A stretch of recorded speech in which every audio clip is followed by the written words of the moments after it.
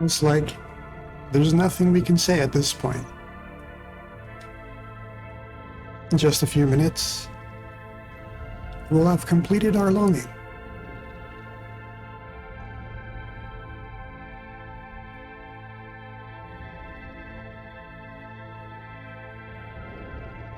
But no, actually. That's funny, Shade, because I dreamed about that as well. This well. Yes, let's go pay this place a visit. This might seem like an odd thing to do, just a few minutes from the end. But there is a reason.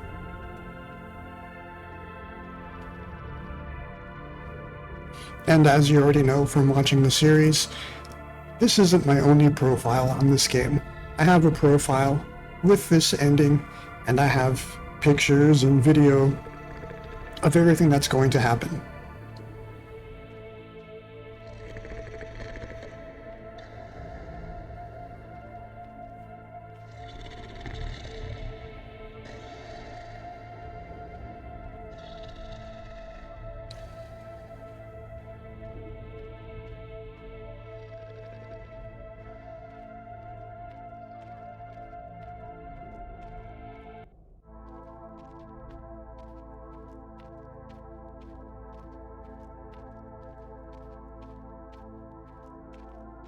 I think I just wanted this time to reflect on everything we've done. It's been, I think, 40 days. It might be 41 days since we began this series, this idea of playing The Longing for an hour a day. And I had pondered in the beginning, would I perhaps play through it for 400 actual days? And I didn't plan for it to land at just 40 days, but it seems to be the case.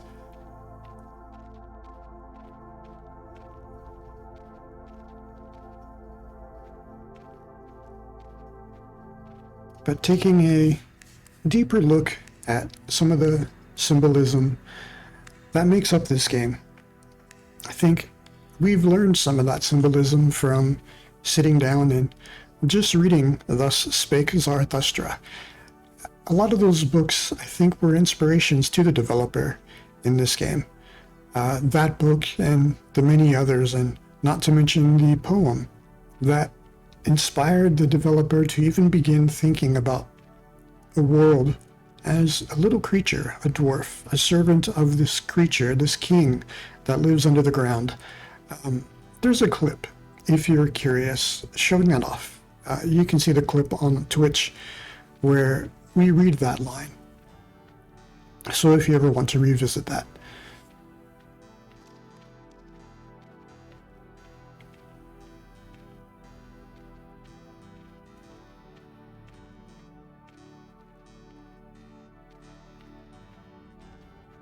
It's refreshing that a video game is not just churned out using typical mechanics you've seen everywhere else before, but was inspired, and you fill it with your own ideas, your own inspirations, and you make something that's quite unlike anything else you've seen before.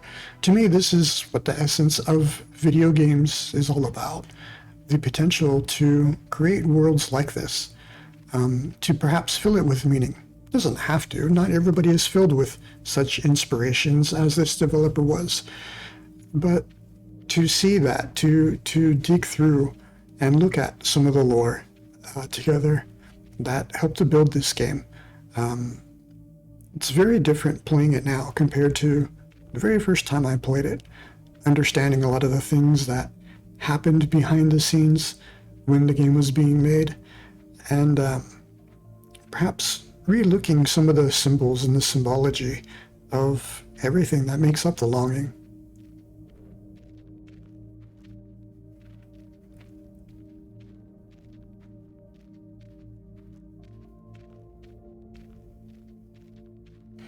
But that's what the longing represents. It's supposed to be representative of the struggles we go through internally. and how you might overcome them. And the endings of this game represent different ways of overcoming that. For the developer, that was true. Sometimes each of these endings were sometimes ways that they dealt with their inner turmoils. And after you've made your decision on one day, that might work for that day, but it may not be the solution you face the next day or the one after.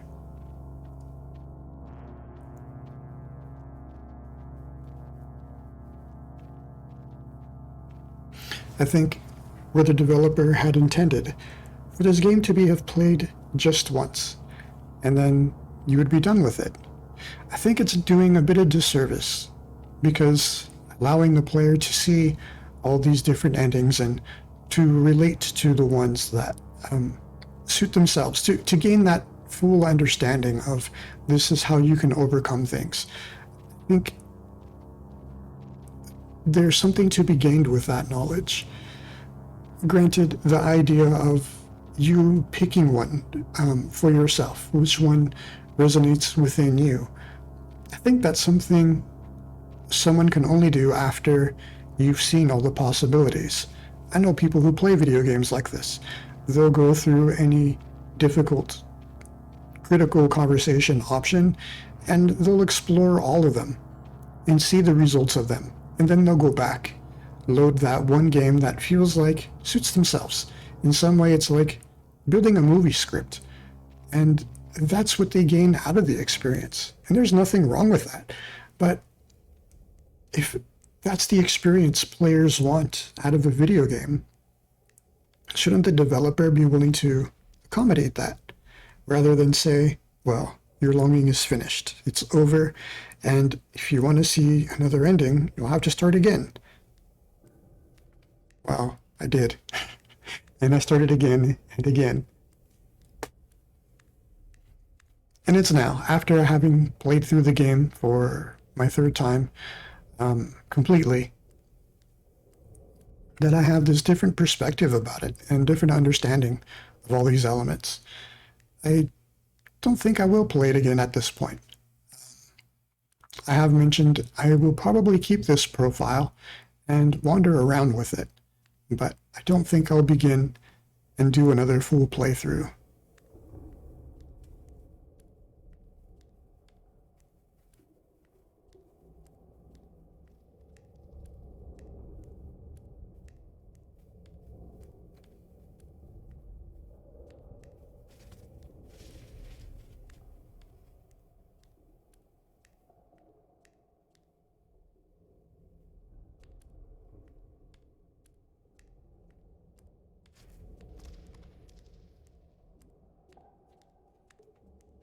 I think it's fun coming up here. It's a reflection of the first day we played.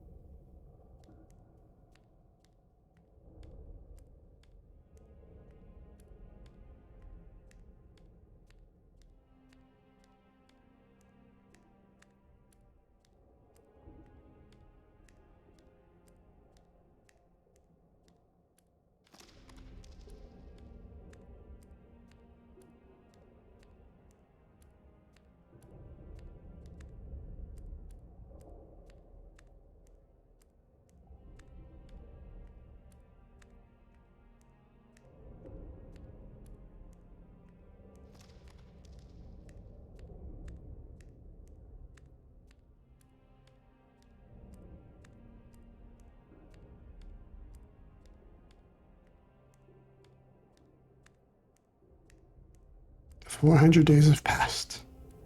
Finally, I can awaken the king.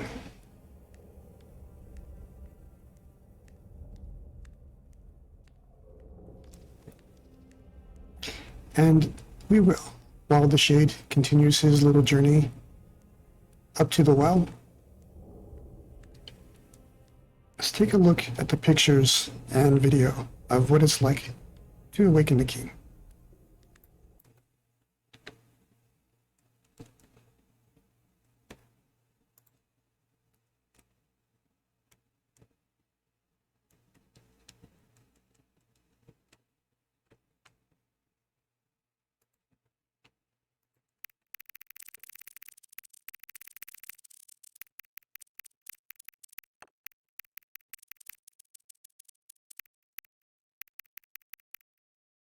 We could. Yeah, let's take a look at that. This is how the game began. Deep, deep beneath the earth lay the realms of an old king.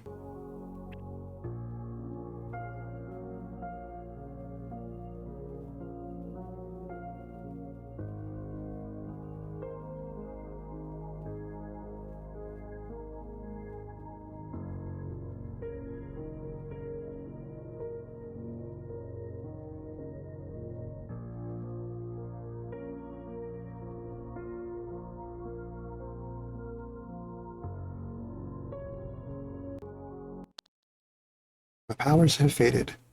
All I have left is you, my faithful shade. And that's how it began.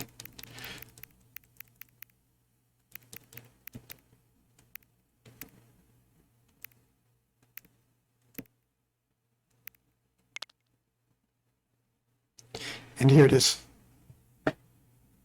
Just as we saw the shade say. And when you speak to the king, the 400 days have passed. The wait is finally over. How will the king reward his most faithful guardian? It's time to wake up.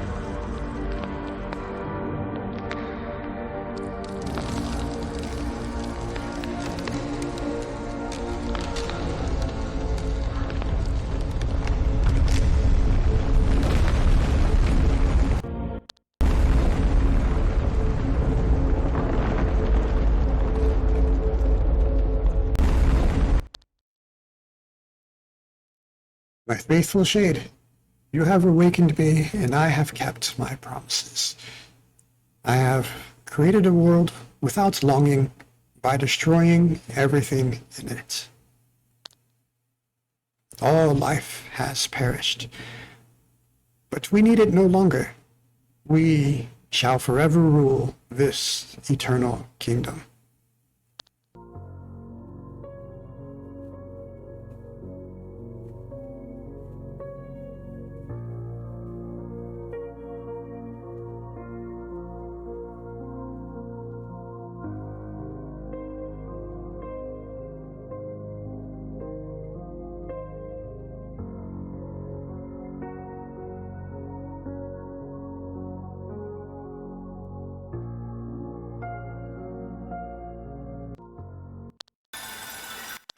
And then from there, it continues to fade out to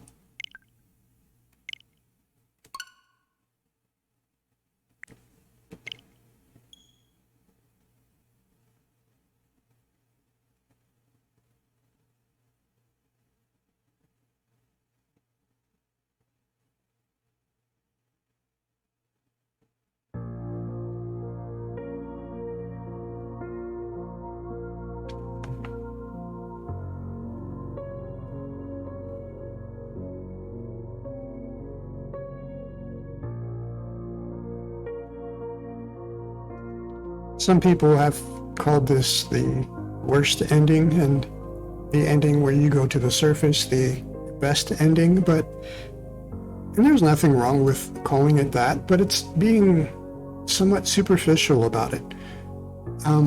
There's a lot of meaning in this ending. You might say, what sort of meaning is there? The king woke up, cracked his crown that held up the earth, and just destroyed everything. Everything is now gone. It's just destroyed. How can you have longing for anything if there is nothing?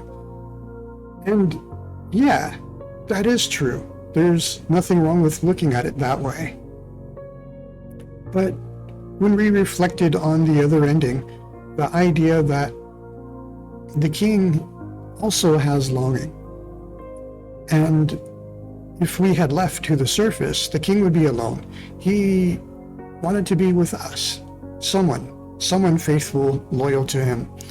He didn't want to just end it all and be alone. We're his buddy, we're his companion. In some ways,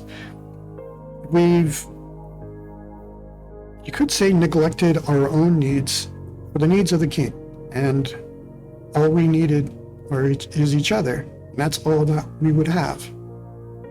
You could think of it like that as well.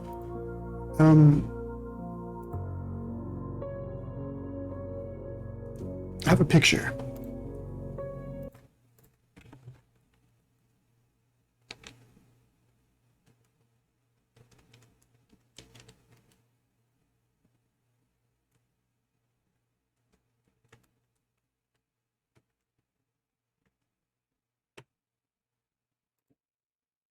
This picture. It's our home just a few hours ago, but in particular, we have all sorts of pictures, including this one of the king, and it's not really readily apparent. We zoom into it, you can make out quite clearly that that's the same broken crown of the king we just saw, and in his hands, it's very blurry, it's very small, but is that not the shade? You can kind of make out the little bit of yellow where his eyes and body would be. And that's just as we were in that ending. There's this picture of it. It's interesting because when the shade found this picture, he said, "Oh, look, a gift from the king."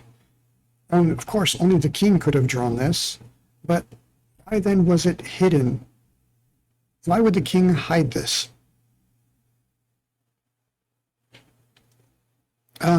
There was another moment when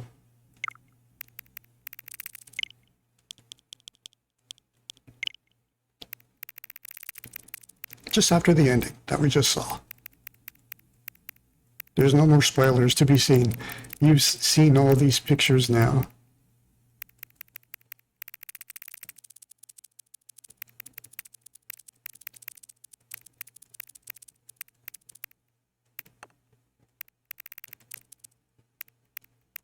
It's one we just saw.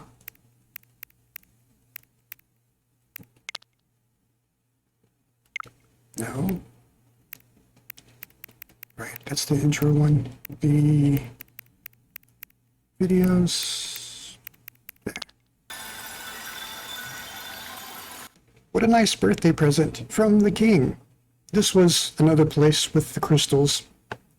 How do we know these are from the king?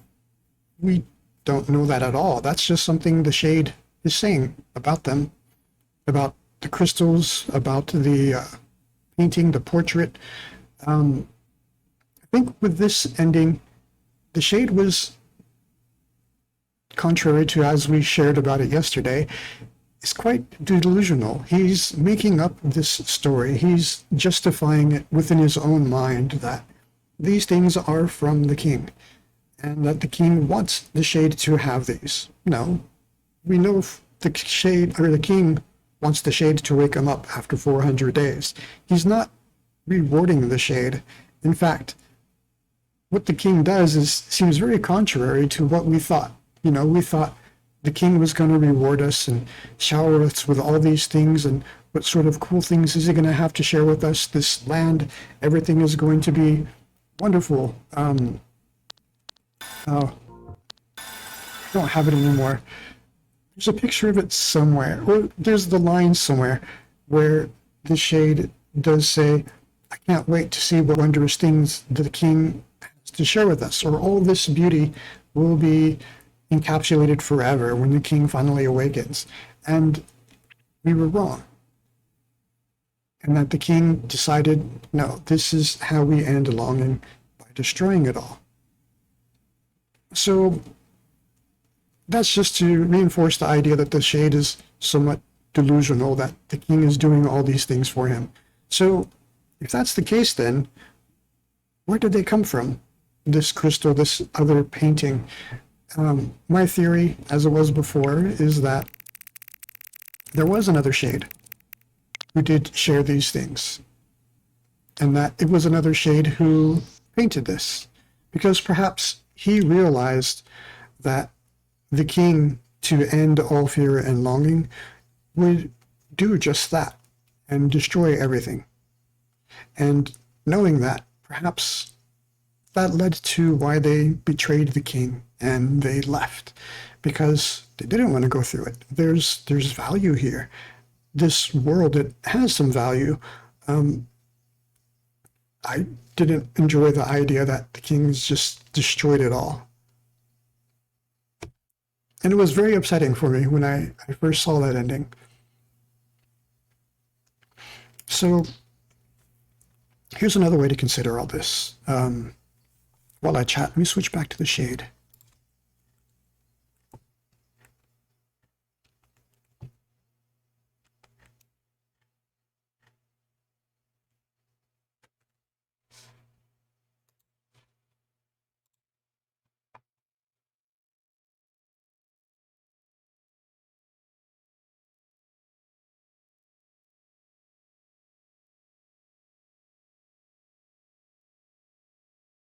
He's probably walking through absolute darkness.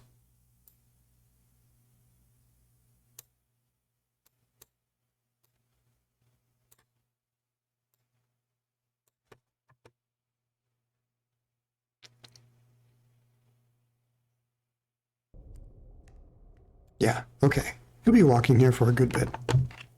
So, in school, university, we have to study odd subjects that have nothing to do with anything, that seems like. And I did a lot of anthropology classes. I did one anthropology class about a native culture. They're called the Tohono O'odham. Oh, hey, Realo24. Sorry for not talking, but you're listening. Oh, not a problem. Feel free to lurk. A lot of people just lurk and hang out. You're welcome to it. So this class, anthropology, it's about a tribe of native Indians, called it the Tohono O'odham.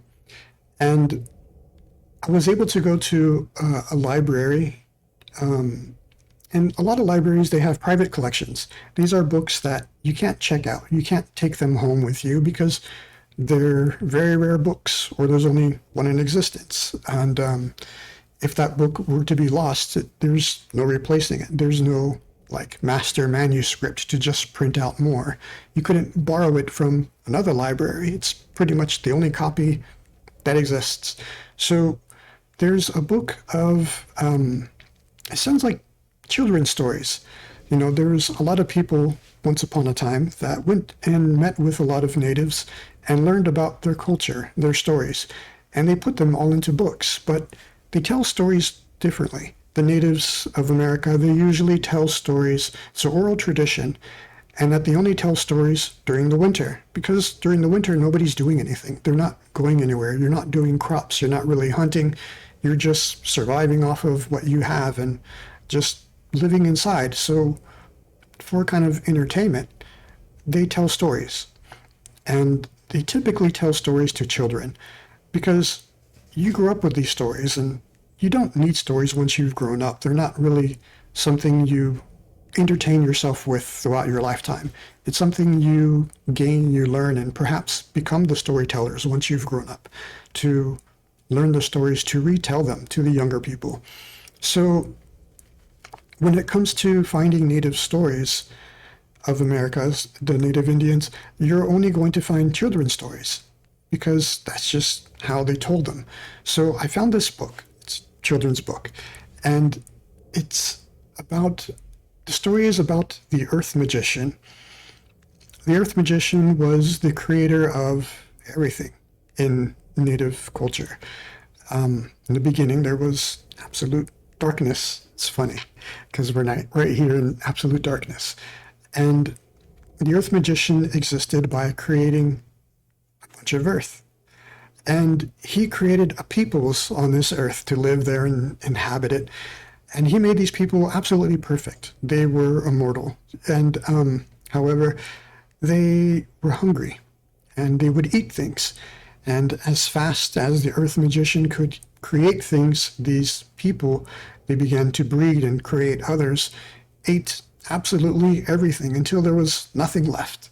And it was horrible. And he says, this is flawed. This design is wrong. There needs to be a different design.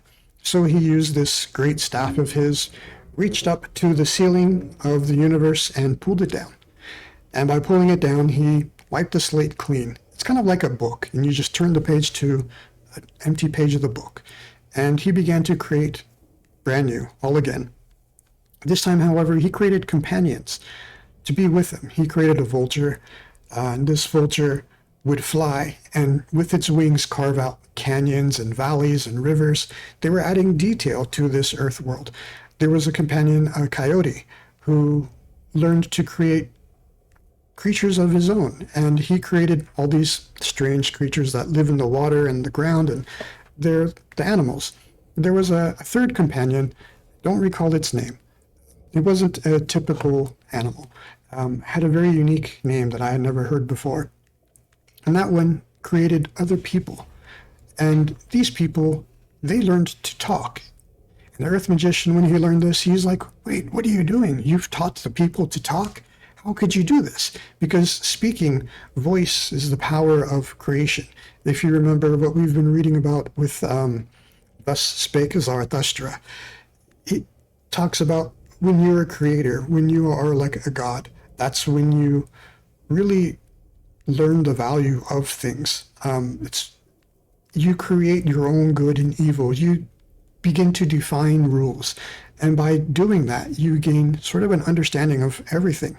And so the Earth Magician was upset because by teaching these people to talk, they now had an ability of like godliness.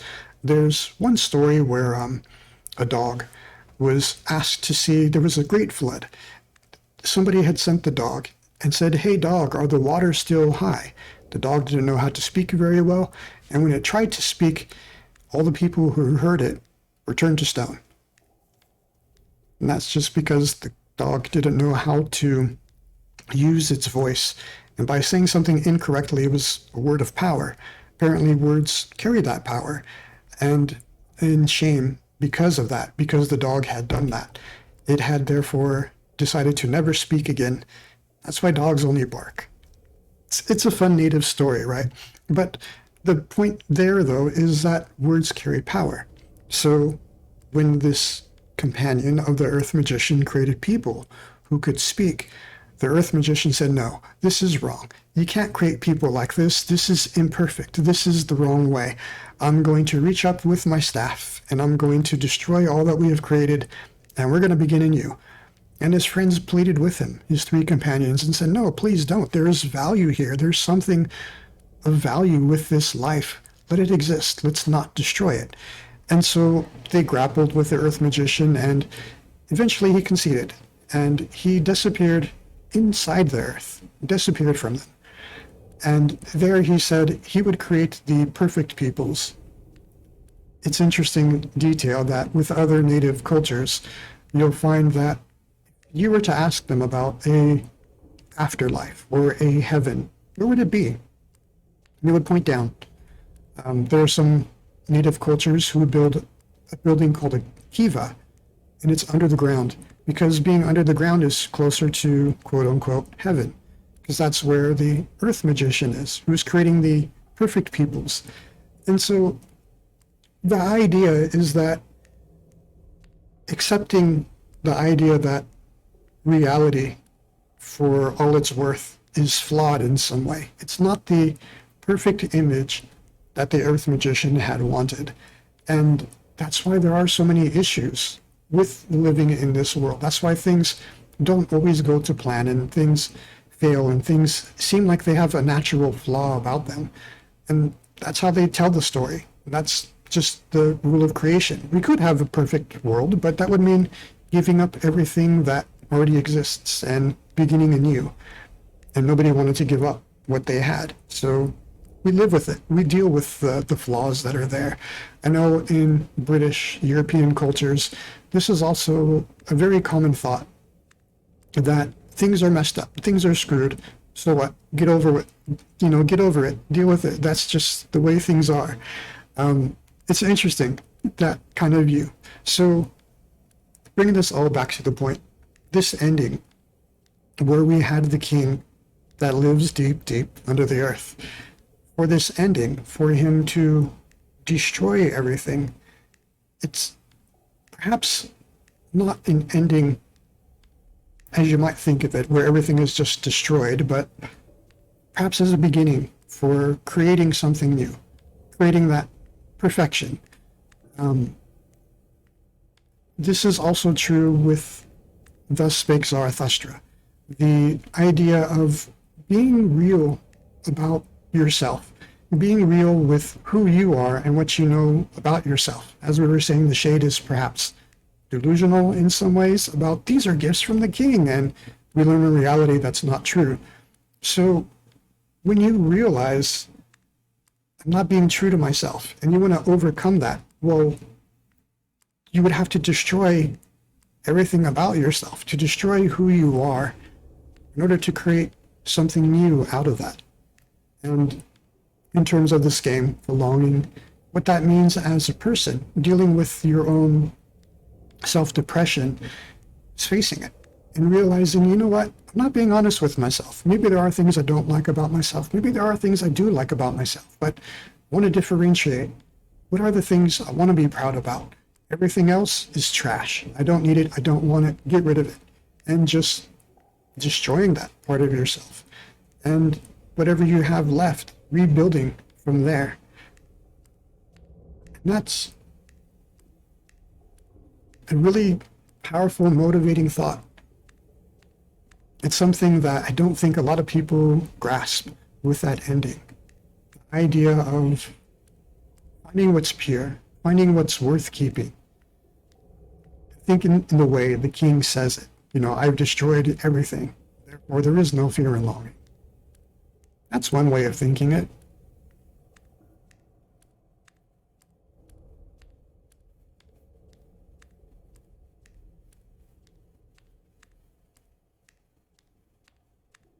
This is a long walk, Shade. I want you to get to the end. There's a purpose why we're walking here to the end.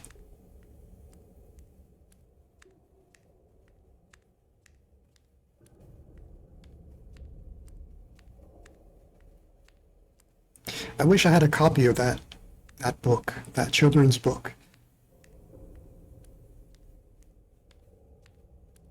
But it's strange, the rules of a library where they don't even want you to take photos of those works. They want you to, I guess it's, if everybody had a copy of it, there wouldn't be a reason for a library to exist. But if you really want to find that knowledge, you kind of have to travel the world and have the books in your hand, and private collections. They're an interesting thing.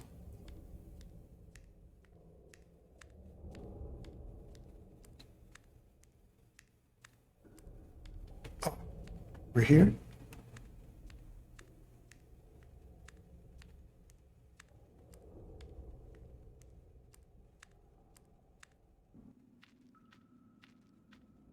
I think we're there.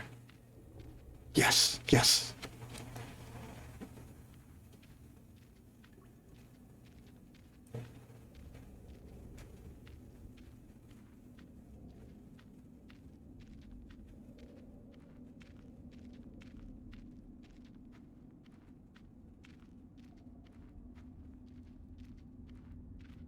So we've had our shade walk back to the surface. Because there's still the question, well, do I have to wake the king? Couldn't I just escape? Couldn't I just ride the bucket in the well and leave?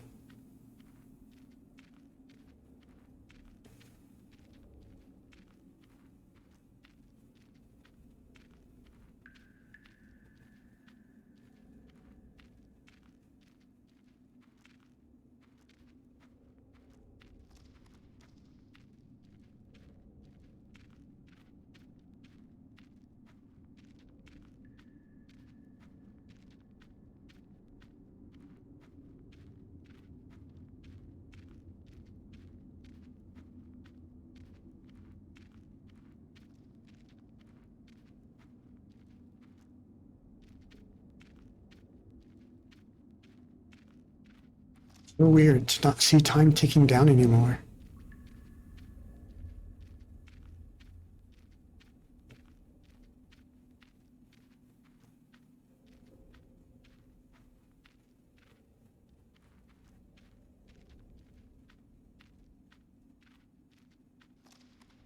Speaking of libraries and things that you would have to go and see for yourself in person, this is something I've only heard about. I've never seen this for myself.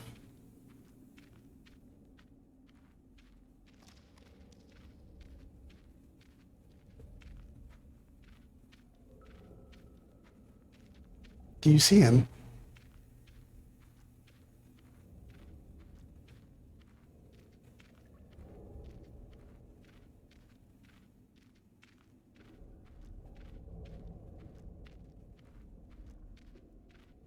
He was the one who would save us if we rode the bucket to the surface.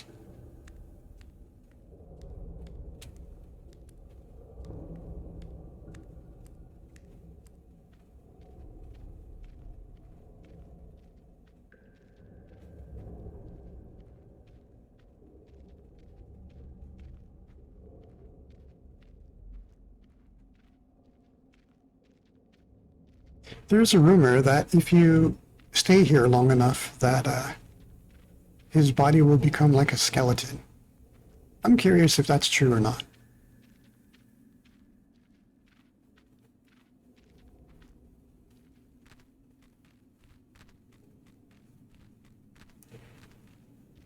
But if he's died, then he won't be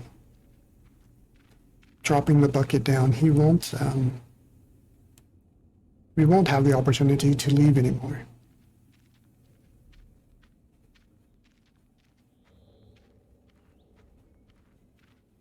Oh, there's a gravestone over there.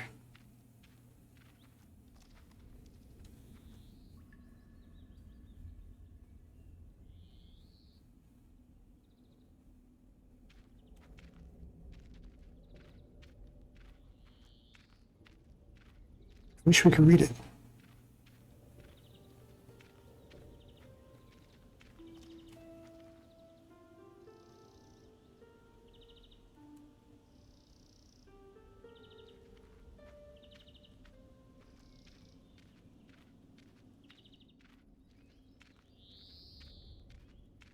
It's symbolic of... It kind of mirrors the other ending we had. When you go to the surface, let me switch to a picture of it.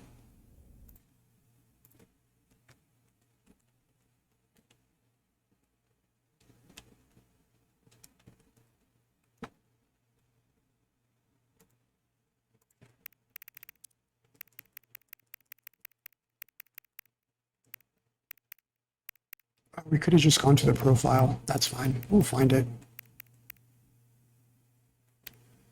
Here. This is the ending when you go to the surface. At the very end of it, the longing has ended, and you see the king. The king has fallen apart. He died. But the duality being when you choose this ending to stay here for 400 days, then the opposite has happened.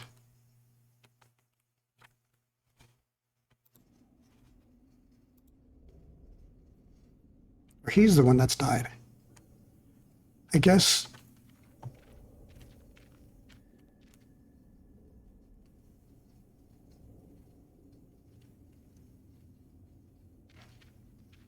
the opportunity to leave. It's not forever. That we had that window of those 400 days to leave if we had wanted. But because we didn't make up our mind, well, we're only left with the one option now.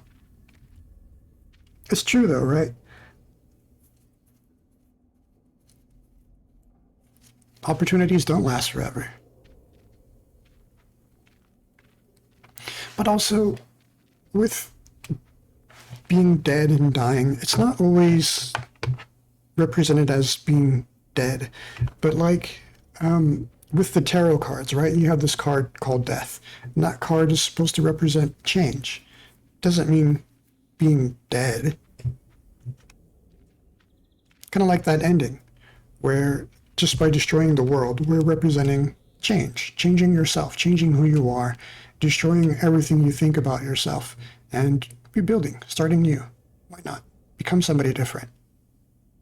You could say the old me, that's dead. Well, in this case, he is dead.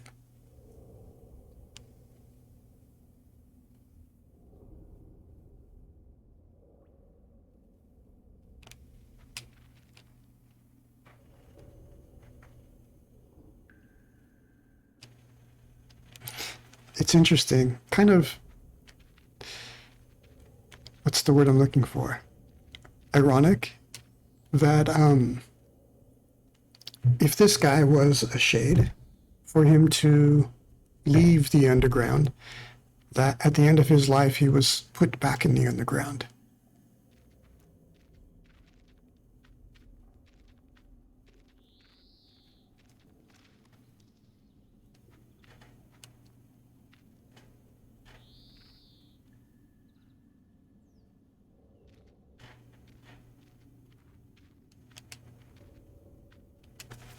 I'm going to switch to another profile.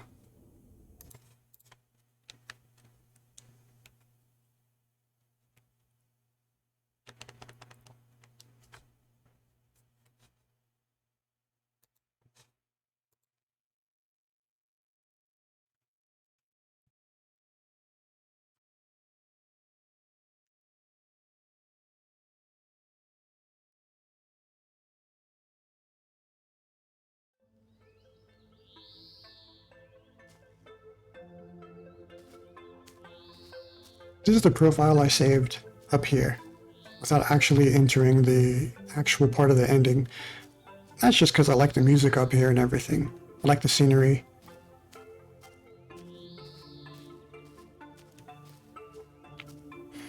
But when I did this ending, I tried to come as close as possible to when time actually runs out.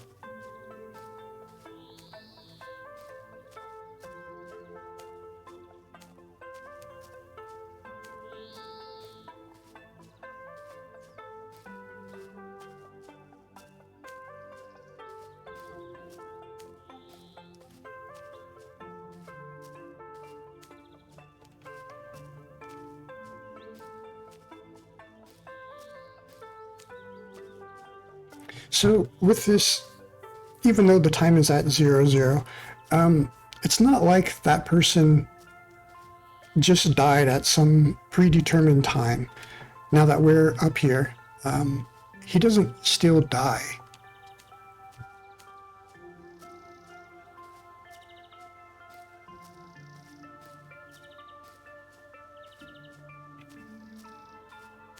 And I don't think, now that we're up here, after a little bit of time of living with them, I don't think he's just going to die. I think it's more of a symbolic death.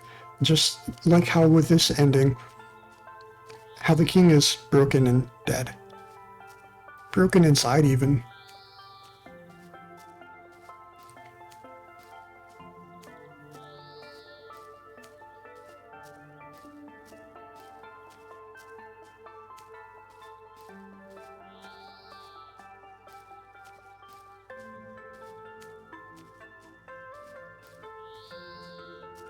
I think I'm just going to walk around for a bit.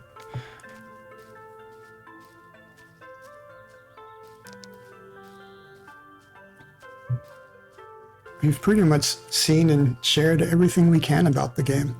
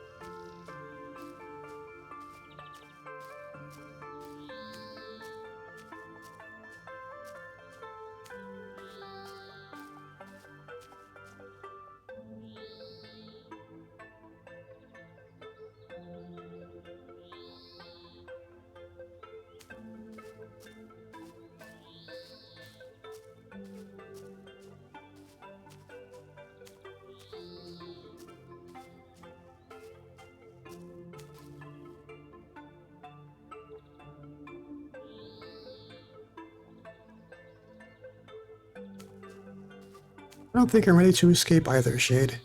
Even though this is technically the end of this whole series of sharing the longing, there's still a bit more we want to do. There's the rest of that book.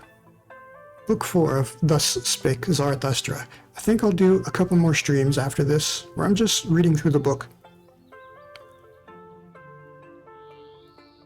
And then, I really want to speedrun this game. It's something that's been climbing around in my brain of strategies. What's fastest? What's this thing I can do? And I'm probably going to start with a couple of streams just trying different things and then timing them and then figuring out which one is faster. And once I've pieced together all the little pieces, to then try to execute it, to do a speedrun of the game. The world record, the only record currently, is just under 2 hours, I think. And I'm pretty sure I know how to go about it. But, of course, being speedrunning, I want to aim to beat that record. So, we'll see.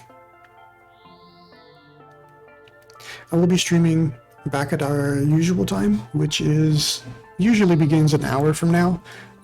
Today I have something scheduled, so we did start early. Also, with the game, I tried to time things so that way it lined up with the countdown and everything. I'm going to switch back over.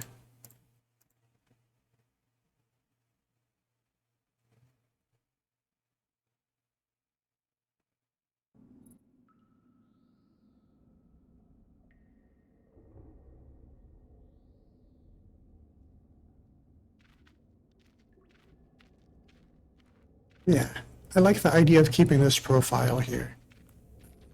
Having heard that perhaps the body decays, I'm curious to see that for myself. So we're going to leave this shade here.